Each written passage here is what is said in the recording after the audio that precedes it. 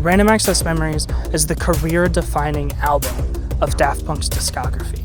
It's a record that no one expected, yet one that only that duo could have made. But what about it makes it so unique and unprecedented? In this video, we'll be going through the band's history as it relates to RAM, how they utilize session musicians on this record, and their collaborative process to zero in on the purpose of this project.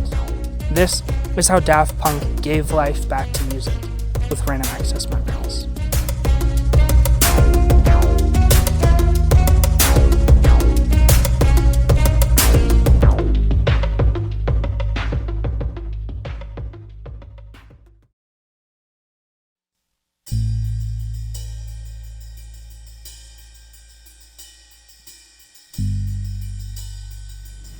Before we can dive into this album, it's important to know some of the key details in the history of the robots to understand how they were approaching Random Access Memories.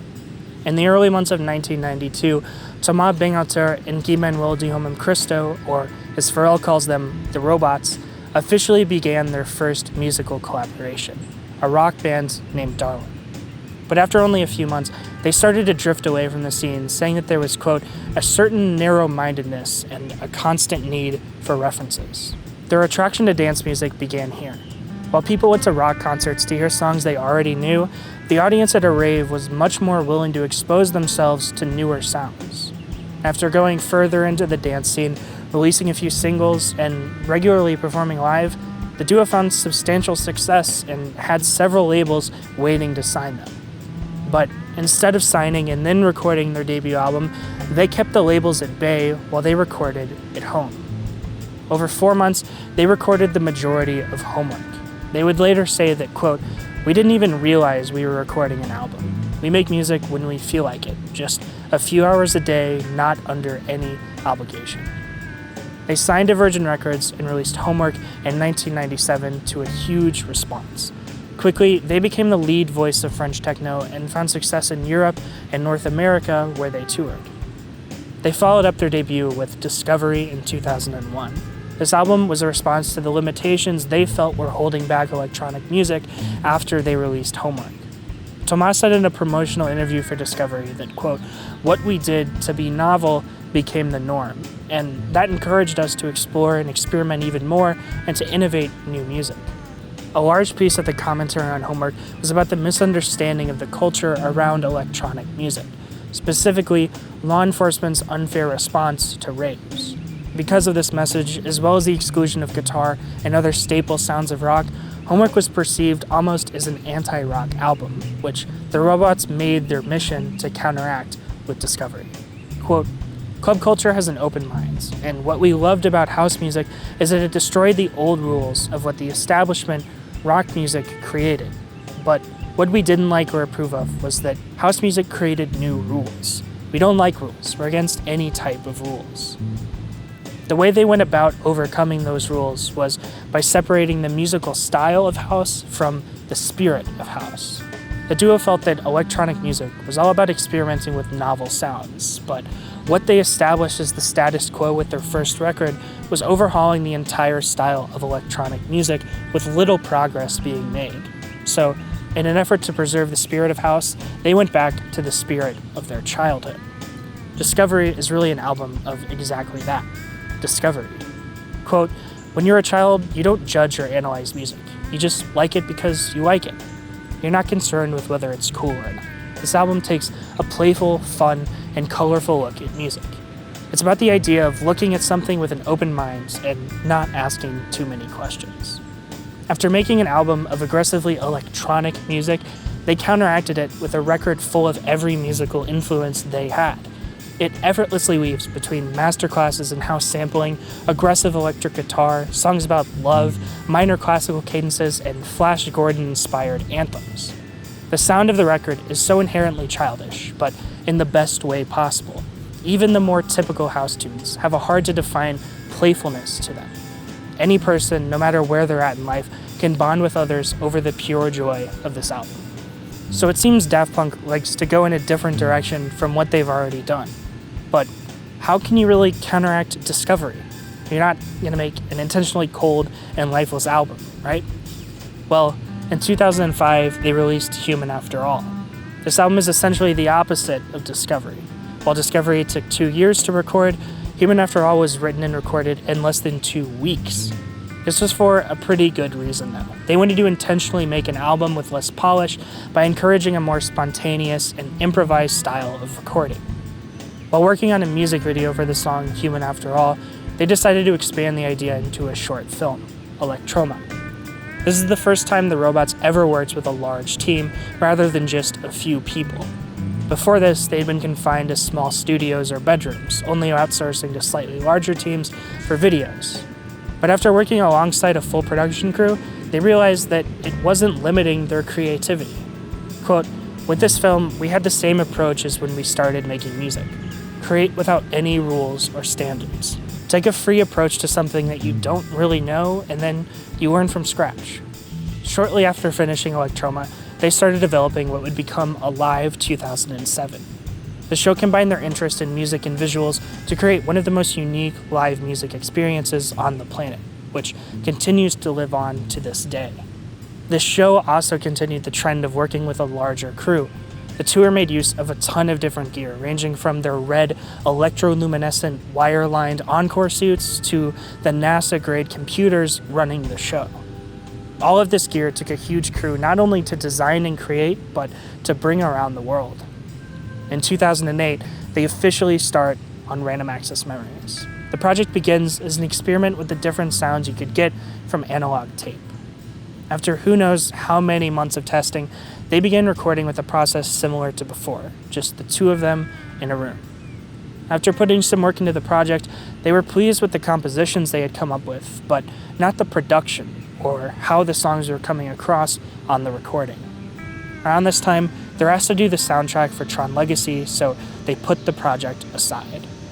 Recording the score for Tron had them working with an orchestra for the first time. They worked closely with arranger Joseph Trapanese for over 2 years on creating a score with a blend between typical orchestration and their known territory of synthesizers. Quote, "There was never a point where the orchestra was not in their minds and the electronics were not in my minds. It was a continual translation between the two worlds."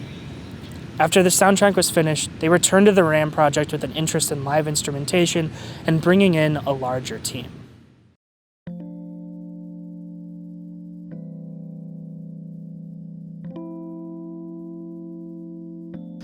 Daft Punk enlisted the help of Chris Caswell, who they met during the making of the Tron score, to form the rhythm sections for Random Access Memories.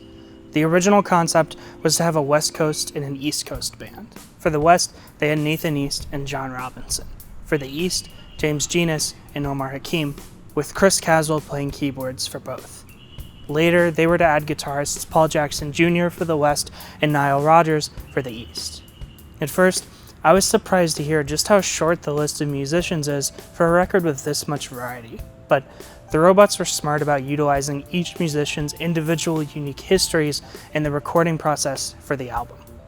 Quote, "When they called me, I thought, knowing what I knew about their music, that my collaboration with them was going to be more on the electronic side of what I do. But the Robots were like, no." Daft Punk approached recording live instrumentation with an amazingly unique perspective. Quote, "Thomas, he had a keyboard rig set up, and he had ideas for bass lines and grooves that he just wanted to jam on. So he would play a groove, and it was myself and James Genus on bass for those sessions. We would jump in, find a tempo, then we'd set the click, play again, but we might play that groove for 5 or 10 minutes. Quote, "They'd give us a certain idea of what to do, but we're playing off their idea and giving our own interpretations of their idea. This time, play it straight, so we'd play it straight. This time, a little more feeling, so we do that. This time, just go for it." So with the tune Giorgio they did with them, that basically is what happened. Where Daft Punk got really experimental with this process, though, was what they did with those recordings afterward. Quote, "I never heard Get Lucky in the studio. Basically, what we were doing was we were creating a rhythmic song construction kit of original content rather than pre-formed loops. These are loops that they were making right there that they could at that point use and cut up the way they want. So it was interesting. Yeah, we're going to get a live drummer, we're going to get a live bass player, we're going to jam, we're going to let this do what it does with the humans, but then we're going to take it back and we're still going to apply our production concept to it." So instead of coming into a session with a song or even just a form, they just had chord changes and ideas for grooves. The session musicians never heard the lyrics or even the melody in these initial sessions because those parts weren't written yet. The process began with the groove. The robots approached live instrumentation with this fresh and unique perspective due to their background in electronic dance music. While most genres value composition and songwriting overall, dance music is about getting people to dance. But instead of approaching recording with the same method as iconic dance bands like Chic or Earth, Wind & Fire, they came from the perspective of sampling. The production style of Random Access Memories can be thought of as the culmination of all of their previous projects. A lot of these tracks, like Giorgio, were written back before they began their work on Tron, but as we know, there's something about those recordings that they just weren't happy with. So instead of using short samples from timeless records, as they did with Discovery, they sampled from long takes that highlighted the spontaneity of live session players playing a groove for the first time. Bernard Purdie and Chuck Rainey shared a great story about the recording of Rocksteady with Aretha Franklin, which is widely considered to be the funkiest recording of all time.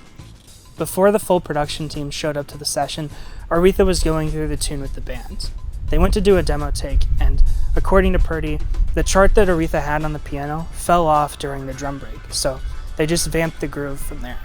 And during that take, one of the members of the production team showed up to the session, walked into the room, picked up the chart, and put it back on the piano. And that's the take. The rhythm section take they used on the record was the take that they did in that demo.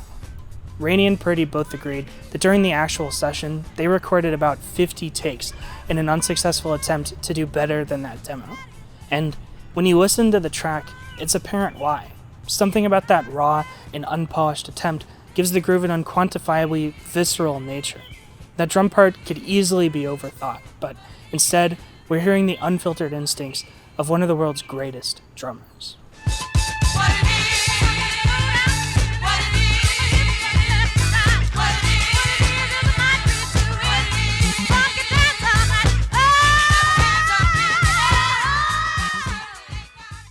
There are so many stories like this behind the makings of some of the greatest records of that era, especially when you're talking about the Purdie and Rainey combo. But in this age of increased access to recording equipment, it's no longer that novel of an idea to have a laid-back recording session where you only do a few takes. You need some extra element to make it unique, and that's where Daft Punk succeeded with Random Access Memories. The production concept, or what they did with those rhythm section tracks afterward, is the primary unique aspect of the album on paper. The effect that production can have on a live recording is put into the spotlight in Rango 2 by Wolfpack. From just casually listening to the track, it doesn't seem like much, just a jam between a guitar, bass, and Wurlitzer. But when you watch the video, which is a single shot of the actual take, you realize just how different the finished product is from what was happening in the room. The most glaring difference is that there weren't just those three musicians. There's two other guys in the room, one on guitar and one on piano. But they got muted to give the track a more minimalist sound. As you start to listen deeper, you pick up on the other inconsistencies. There's added percussion that wasn't in the room.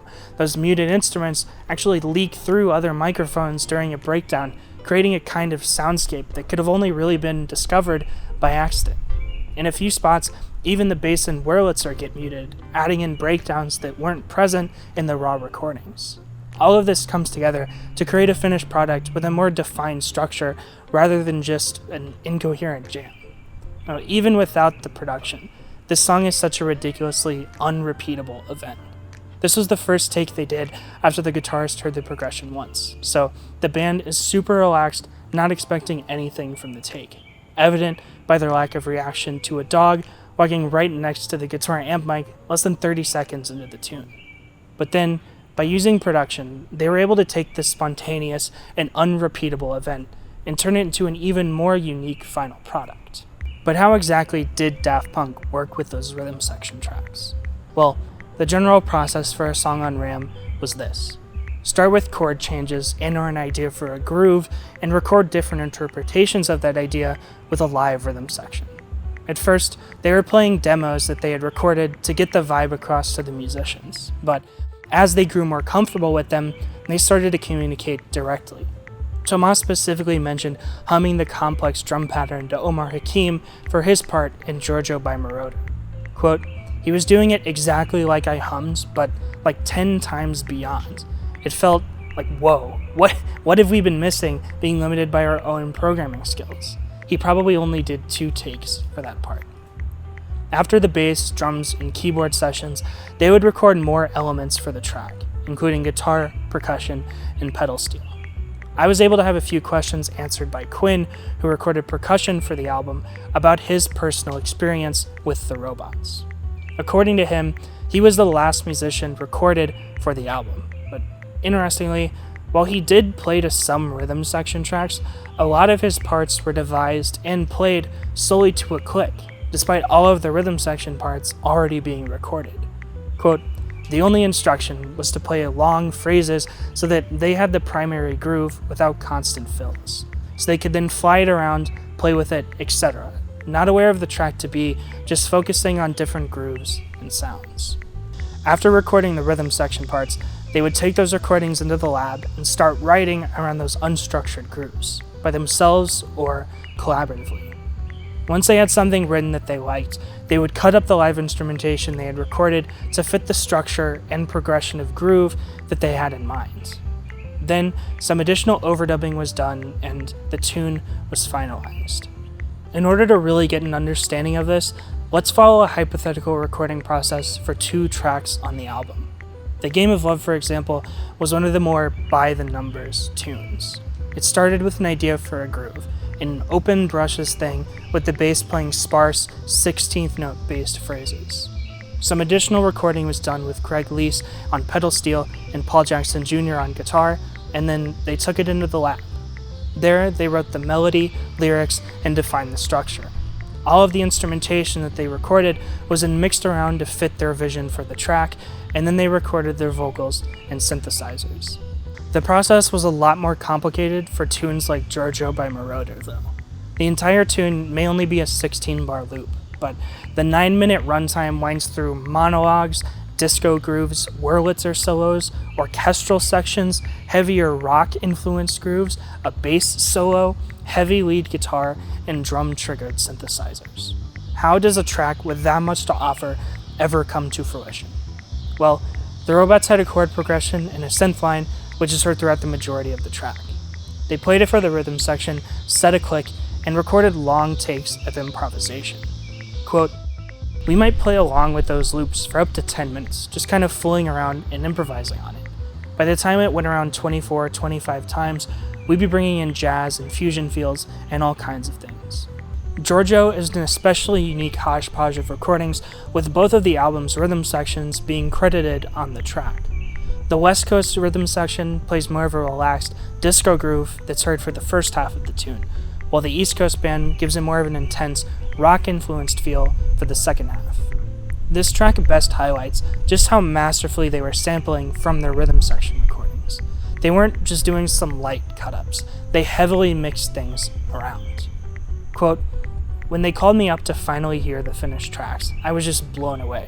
They'd have taken a piano part I played the 28th time around and followed up with something I played the 10th time around.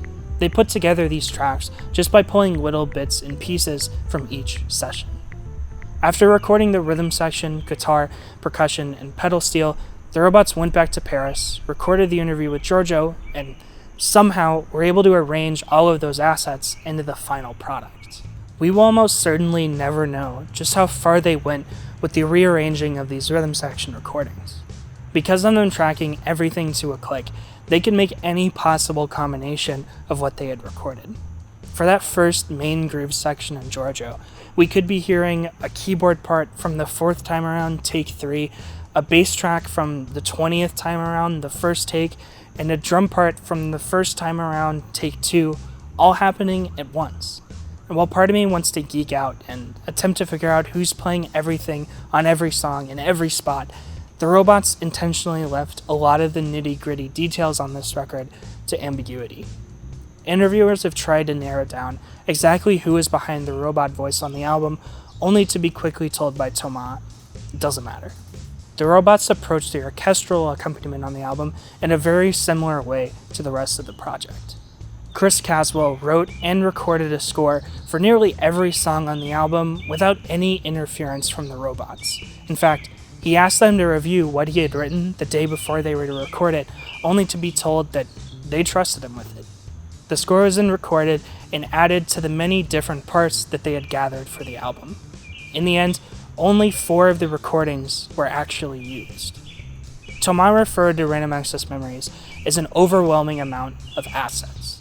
The part of the process of this album that we know the least about is what took them the longest, taking all of those incredible recordings and turning them into cohesive songs. So how did they then go about arranging all of these recordings into what we now know? Well, partially with the help of the Collaborators.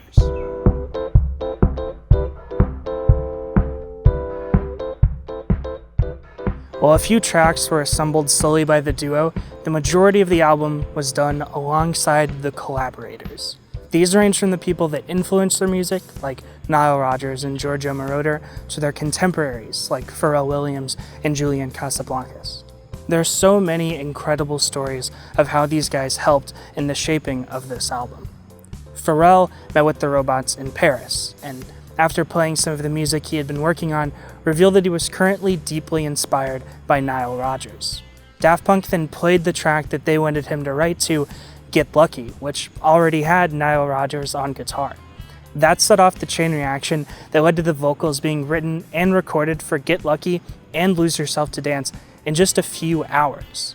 Pharrell barely remembers the session, which the robots attributed to just how quick, spontaneous, and natural the writing process was. Instant Crush started as 2 separate tracks, but when the robots played them for Julian Casablancas, he immediately wanted to combine them into one song. Daft Punk explained the concept that they had for the lyrics, a spark of love that happens at the wrong time or place. Julian was working on combining the lyrics that he was writing with lyrics that Paul Williams had already written for that concept. However, according to Julian, while they looked great on paper, it just wasn't feeling right on the track. Quote, "So I wrote down the specific lyrics, which is a good exercise in showing you the mystery in trying to make lyrics work, because it clearly did that, but it just didn't work. It was somehow flat." So then they tried the opposite. Instead of thinking it out, Julian got on the mic and just sang random lyrics that sounded good while keeping the concept that they had discussed in mind. Quote, "That actually weirdly gave that feeling more than the ones that were specifically like, I saw you on that beach that one summer day," whatever it was. Todd Edwards is unique among the Collaborators in being the only person to have worked with the duo prior to Ram. They first met up before the release of Homework, where they talked about a potential collaboration. When he got the call for Discovery, he invited the robots out to New Jersey, where he was living with his parents. When they arrived and walked into his bedroom studio, Edwards was nervous about their reaction to his setup, but to his surprise, they were excited and got right to work. On the flight to the second session, Edwards took a shot at writing the song. When he arrived in Paris, he showed the robots what he had, recorded 2 takes of it, and that's what you hear on Face to Face. The rest of that trip was just them hanging out, meeting their friends, and exploring the city that they grew up in. When he was called in to work on Random Access Memories, he found himself applying his unique production style to live instrumentation. Todd Edwards is known for his unique sampling style, where he extensively uses cut-ups to create short and choppy sounds. Fragments of Time, which is generally thought of as the least electronic song on the album, almost got cut for that very reason. It wasn't until Todd Edwards came in that the robots decided to keep the song. By applying his sampling style to raw live instrumentation, he was able to give the choruses more of an electronic feel, contrasting the verses of nearly straight-ahead soft rock. Giorgio Moroder first met up with Daft Punk for lunch in Paris, where he agreed to work on the album. When he showed up to the session, he began to initiate the writing of the song, but was told by the robots that they would be doing the music. He just had to tell the story of his life. He went into the room that they'd be recording him in and saw 3 microphones set up next to a chair. He asked the engineer why they had so many and was told, quote, "The microphone on the left is a microphone of the 40s. So when you talk about your life in Italy, they'll be recording you with that microphone." Then they had a microphone of the 60s, 70s. That's when you tell a story about the 70s. And then they had a new one, which I didn't know. That's if you talk about the future.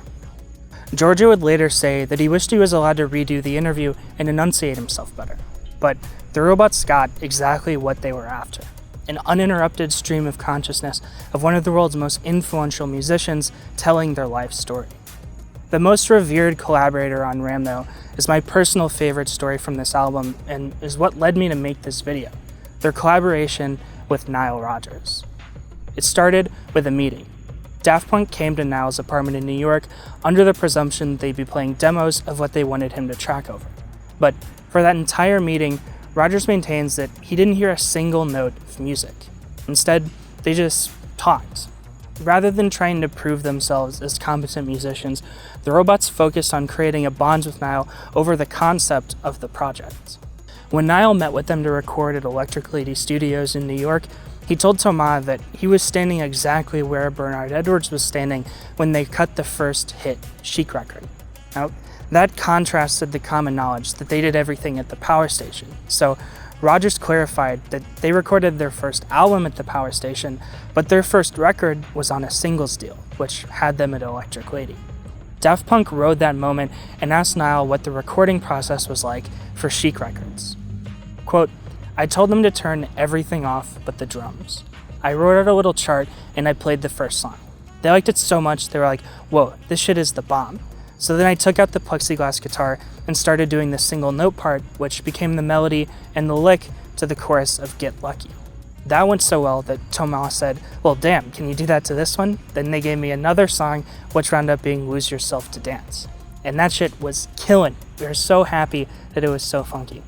And then they broke out another song, which wound up being Give Life Back to Music." Nile Rodgers recorded all of his parts for the album in just 3 hours. He didn't hear anything else from the robots until they were filming the music videos for the album.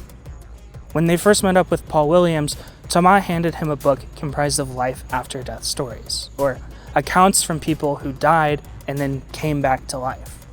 Williams remarked that he had actually already read this book and knew it well, which set off the chain reaction that became Touch. Those two coincidental moments with Rodgers and Williams weren't just a coincidence, though. That's exactly what Daft Punk were after. Every collaboration on Random Access Memories comes with a story of some insanely fortuitous moment that led to a spark of creativity. DJ Falcon, who co-produced Contact, had been friends with Thomas and Guy-Man since they were kids. After some recording, which Thomas superstitiously scheduled for January 2nd and 3rd, the days he and Falcon were born, they felt that the track needed some sort of prelude or countdown. They contacted NASA about getting access to audio recordings of missions, to which they surprisingly responded. After some digging through, they found the perfect sample, which began with an astronaut contacting someone named Bob, which happened to be Falcon's skateboarding nickname when he originally met Thomas and Guy-Man. Falcon specifically mentioned just how representative these little coincidences are of how they go about making music. Their collaboration with Panda Bear was the last song recorded for Ram. After making 2 unsuccessful attempts at getting them to do a remix, he was asked by the robots to come to Paris to record. His recollection of the session sounds pretty awkward at first. They tested out different microphones to see what worked best with his voice, and then it was just, come up with something good. Panda Bear's collaboration stands out on Random Access Memories, with it bringing the only song on the album lacking live instrumentation. Yet, by continuing this theme of spontaneous music making, they were able to create a more contemporary, yet still as timeless, song. Quote, "The thing I was most concerned about was having to come up with something on the spot, because I knew we'd only have a few days to do it. I usually do things the opposite way, where I spend a lot of time with a piece of music. Going in and nailing something quickly, I didn't think I'd be very good at." With this session, not only did Daft Punk bring their way of making music into a more contemporary setting, but to someone who wasn't entirely comfortable with the idea. Almost right at the end of the session, he came up with something that they both liked, and that's what we now know as doing it right. While not every single thing that they worked on with each collaborator ended up making it on the album, amazingly, every single person that they just happened to cross paths with led to a significant contribution to this record. Quote, We usually do things quite spontaneously and try to follow our instincts, but also try to follow where fate takes us. We've really taken the opportunity to go with the flow and really watch for those unexpected encounters. It's not like an organized wedding.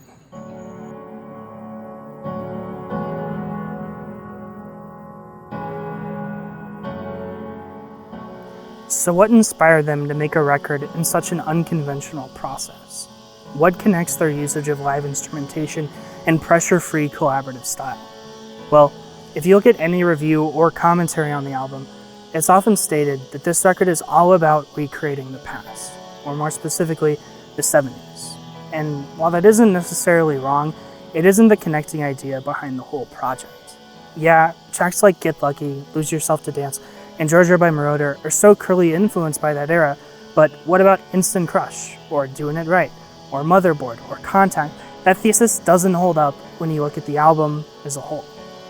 As I went further and further down this rabbit hole of discovering the creative process behind this album, I started to wonder if, at the core of it, there was some philosophical outlook on life. Every step of this album was carefully left open to as much spontaneity as possible. Maybe if you're destined to create something great, it's not going to happen forcefully. Soon after, I stumbled across what I believe to be the most important interview the Robots ever did. Quote, "The whole project of this record was not to go back into the past. It was rather to bring the best, timeless quality of the past into the present." The interviewer then asked, "Albums of this scale aren't often made these days, are they?" Quote, "The fact of not being able to be repeated is the idea of a special or magical moment, and that's what life is. Life is a collection of unrepeatable moments, one after the other. It's true that technology today makes this concept of recallability easier. You make a track on a laptop, and you save, and you reopen your laptop 3 months later, and you can work on it again. This is a wonderful thing to be able to jump back and repeat a moment, but maybe it loses that magical quality of something that can only really happen once. And that's definitely what this record has been. There's this amazing circumstance of being able to put all of these people and all of these players and this talented cast together in order to create something special and unique that can only really happen once. Random Access Memories doesn't open with bringing the 70s back to music. Tama and Gaiman were at a spot in their career where they liked what they were writing, but not how it was coming across on the recordings. They didn't record with a live rhythm section for reasons of nostalgia, but those magically unrepeatable moments. The way they went about collaborating as well was them setting out to capture those timeless bits. After a session as incredible as what they experienced with Nile Rodgers, you would think that they'd be dying to get him on as many tracks as possible. But no, they let that session be a perfect moment in time of effortless musical creation. That was the absolute best outcome that they could have hoped for. Random Access Memories is a collection of those lively moments, like a hard drive containing the few years of work from two geniusly musical robots.